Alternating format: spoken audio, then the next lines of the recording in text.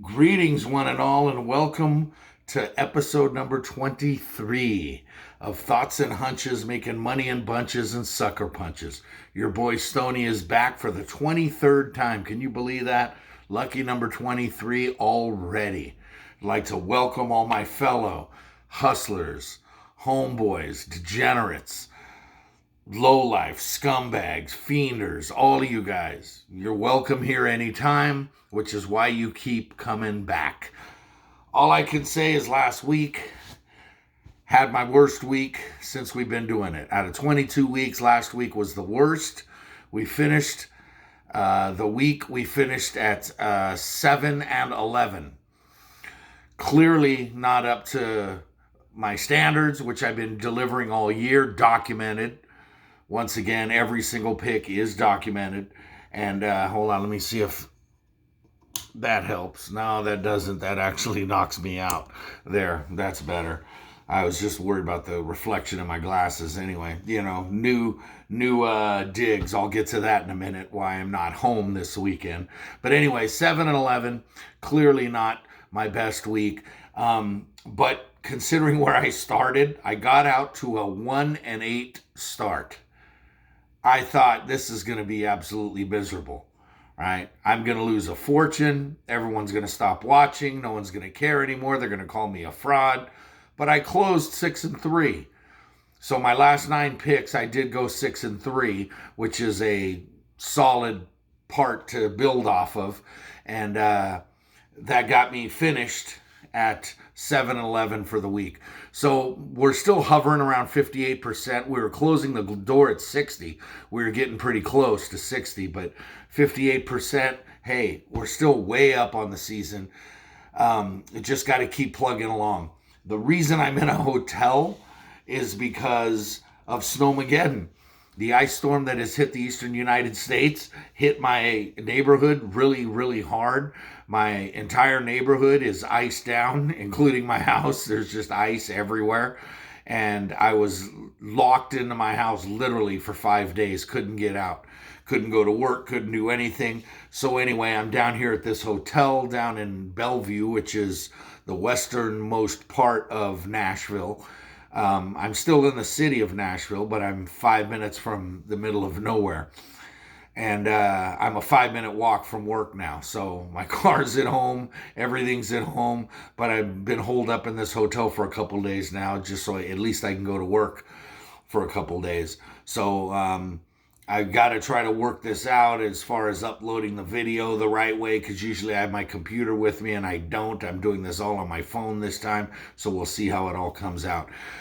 But anyway, I want to give props to all the hard workers and everybody that's doing their best at this time. A lot of deaths in Texas because of the snowstorm. We haven't had many here, but a lot of people without power, a lot of people without hope, a lot of people without warmth, a lot of people without a lot of things right now. And I'm just thankful that at least, I can go to work and get put up in this hotel, which is actually kind of nice because I needed the break from home. I was going a little stir crazy there. So now I know how all you Californians felt getting holed up in your houses for who knows how long because of the COVID pandemic. Anyway, that's neither here nor there. We're going to move on. College basketball, right? It's that time of year. I've got Buffalo and Toledo on the big board behind me. Toledo's cruising right now. They're looking good in the MAC. They're looking very much like a tournament team. And as far as college hoops go, the big game is on Sunday. There's no number on it yet, and that's Michigan versus Ohio State. It seems like an old football game. It seems like Woody versus Bo back in the 70s, but this is Jawan versus Ken, and it's getting big right now. And, they're playing for number 1 seeds in the tournament. You got the Big Ten tournament coming up. I still personally think Illinois might be the best team in the Big Ten, which is clearly the best conference going. And, tournament time, where you get seated, in what region this year, it doesn't matter because all games are going to be played in Indiana. So that's neither here nor there, right? As far as, well, you got to travel over here to go play in the second round. No. That's all games are going to be played in Indiana. So, I mean, seeding does matter as far as who you play in the next round and how far you get to duck the top seeds like Baylor and Gonzaga right now, who are running away with everything as far as being the clear-cut top two teams in the entire NCAA. I mean, they're the biggest undefeated teams, and although I do believe Baylor will lose once before the tournament because the Big 12 is tough, I think Gonzaga is going to go into the tournament undefeated, and can't make any predictions as to who's going to win it yet because I got to look at the brackets, and we're only 3 weeks away now from Selection Sunday, so that's right around the corner. Well, anyway, let's move on and let's get to the picks this week. We've got a good number of them. We got 12, 13, 14, 15, 16, 18. We got 18 plays this week, so let's get right to them. We'll start Saturday morning, Michigan State versus Indiana. Big Ten matchup, good Big Ten matchup.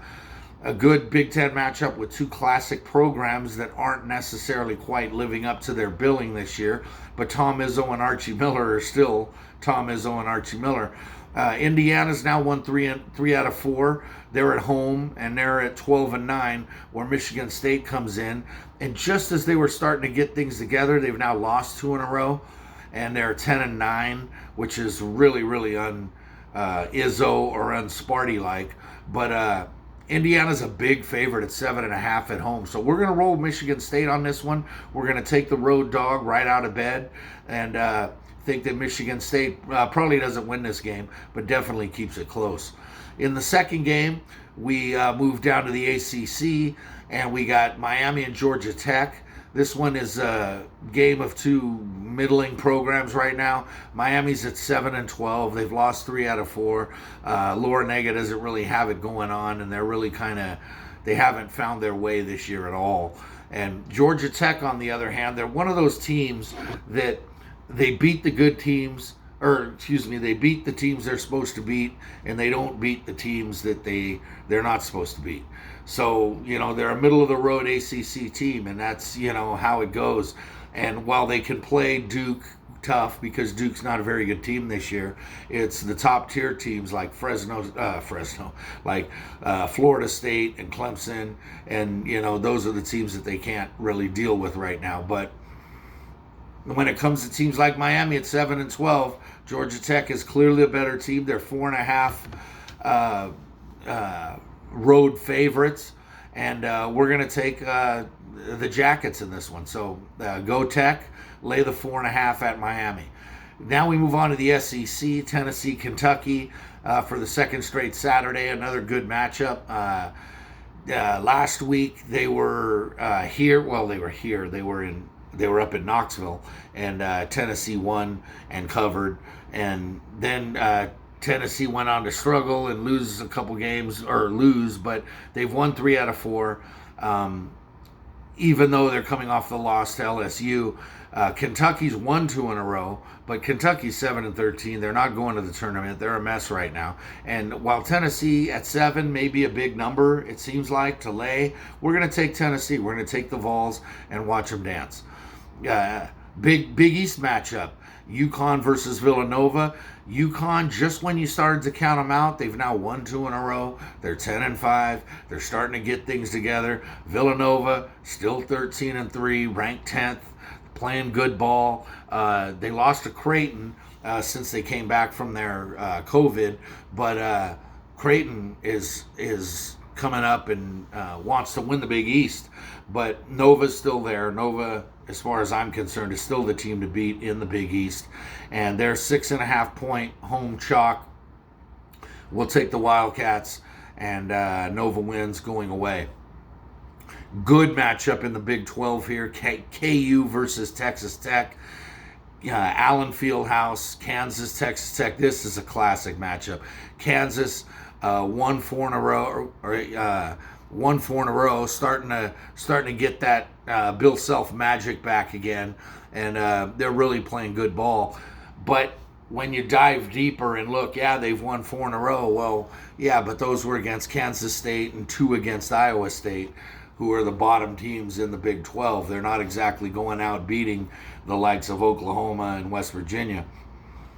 Well, now they're hosting Texas Tech, and while this looks like Trap City, USA, because the odds makers have KU as 2-point chalk at home, Texas Tech's 14-6. And while they were beaten pretty soundly by West Virginia their last time out, Texas Tech is loaded. And Texas Tech is a very, very good basketball team. Very well coached. Chris Beard has them going again. They're 2-point dogs on the road at Allen Fieldhouse. We're going to take the Red Raiders and watch Texas Tech cover that one. Back to the SEC, Missouri, South Carolina. Missouri, 3.5-point road chalk.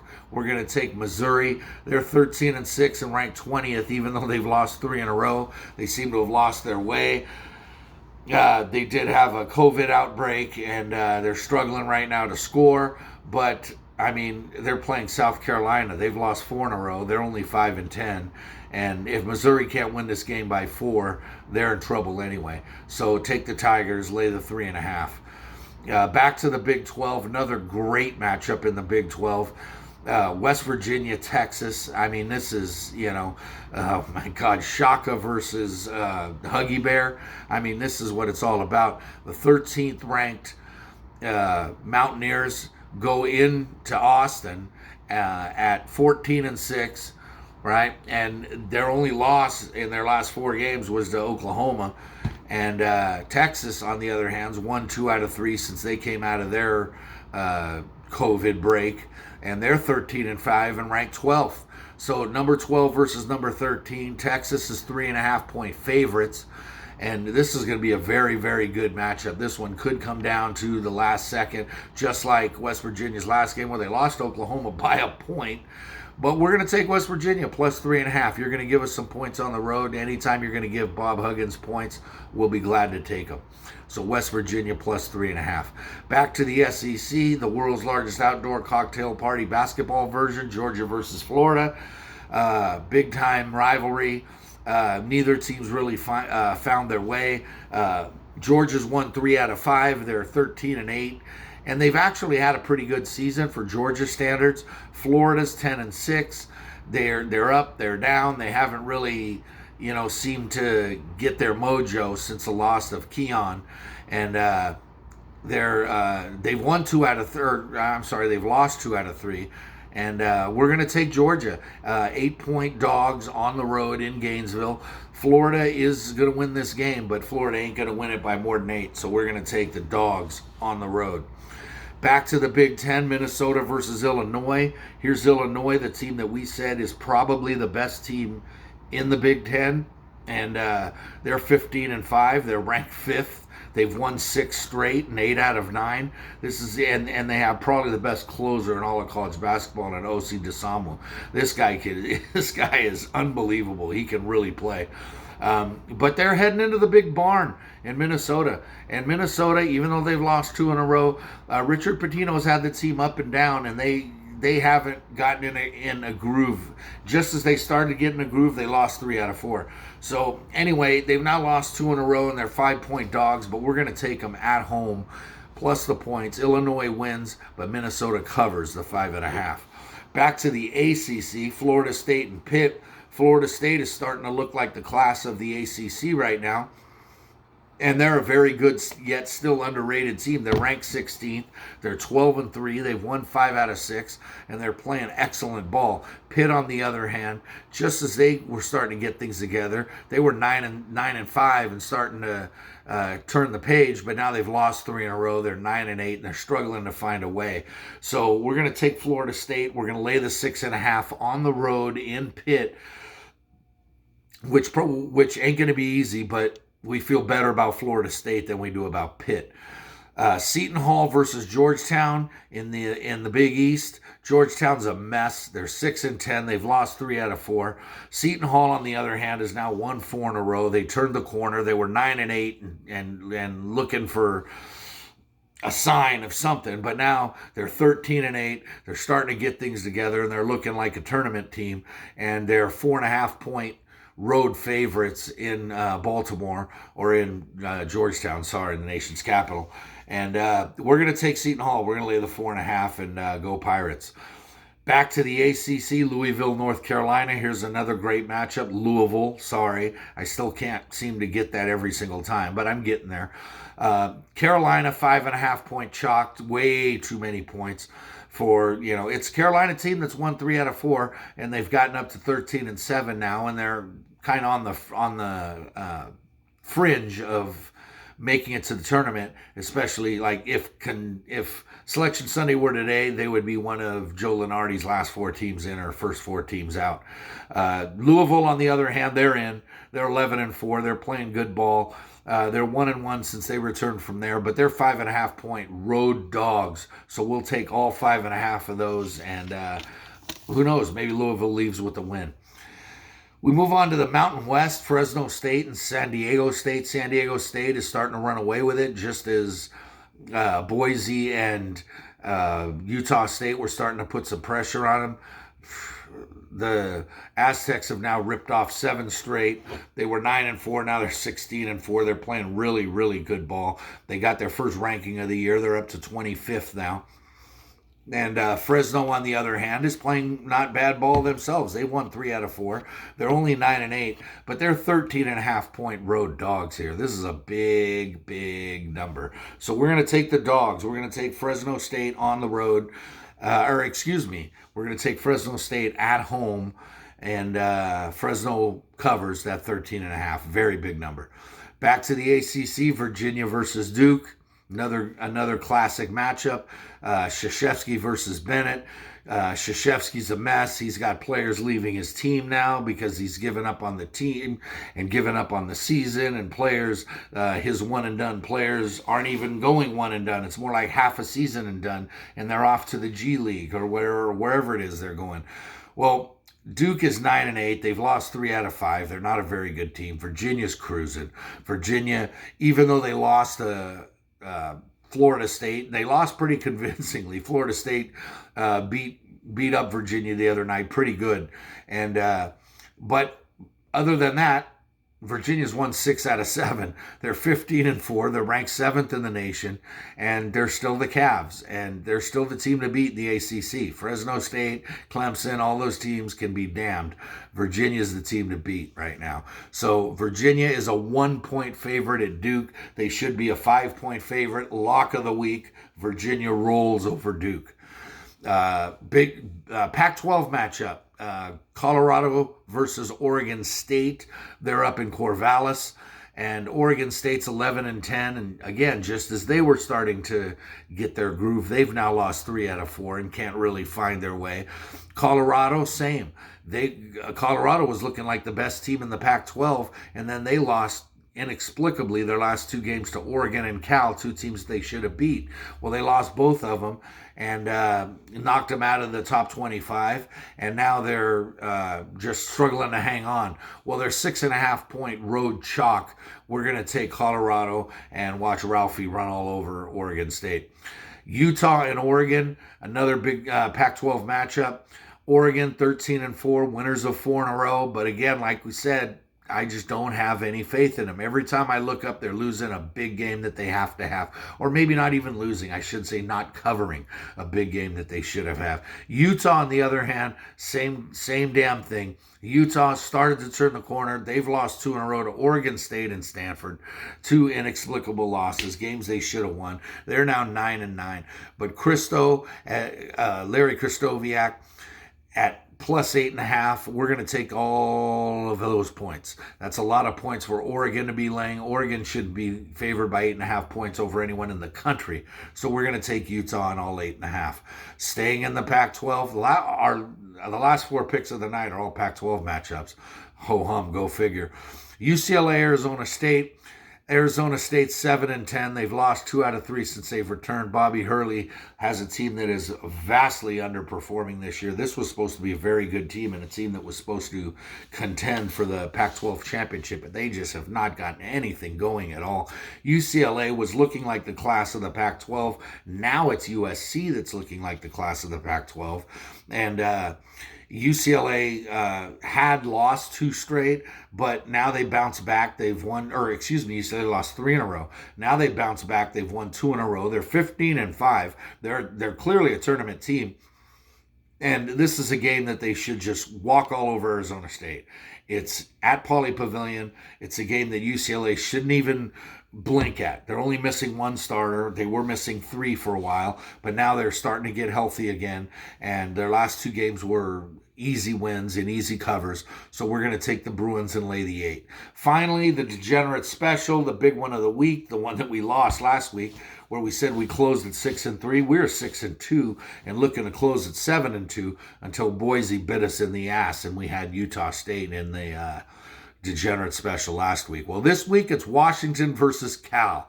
2 absolutely horrible basketball teams. Neither one of them are going anywhere. Cal is 8-16 and have lost 5 out of 6. Washington is 4-17 and has lost 4 out of 5. 2 horrible basketball teams. So why not bet on them? We're going to take Washington -1 and flip a coin in the air and hopefully watch the Huskies get it done at home up in Seattle. There's your 18 plays for the week. Kind of an abbreviated, didn't really have much to say this week with everything going on around me. It's really been a hectic and trying week for me. I have to go into work tomorrow. I never work on Saturdays, but because I haven't been able to work Monday, Tuesday, and Wednesday, I was literally sitting around my house in my underwear for about 5 days, and that was kind of brutal. I was getting shell-shocked and going stir-crazy. I had to get the hell out of the house.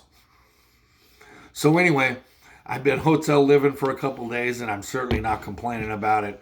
So again, props to everybody that's working hard to get the roads back in condition and to help everybody out that needs help during these really, really, really crazy trying times, especially in the South and in the East and the Midwest where this snow and this cold weather's just been brutal. So if you're living in South Florida, like a certain bearded homeboy of mine, screw yourself with your 85-degree weather, right? And all my Bay Area family, 65, 70 degrees. All I can say is I can't wait to come home. I'll see y'all in 3 weeks. I will be there. I will be home in the middle of March. Anyway, in the meantime, I want to give a couple shout outs this week. One of them goes to my homeboy, the Mighty Quinn in Lamia, Greece. He's coming off of a surgery, and get better, my brother, because I know how those Greek hatchet doctors can do you. So make sure you hang in there and get healthy. Anything that they give you to take 2, take 3, and just kick back, put your feet up, and enjoy the NBA, because I know that's your thing, right? And lastly, I want to give a shout out to my brother-in-law, Tommy, down in Huntsville. You are the man. I love you. I love your sister more, but you're the man.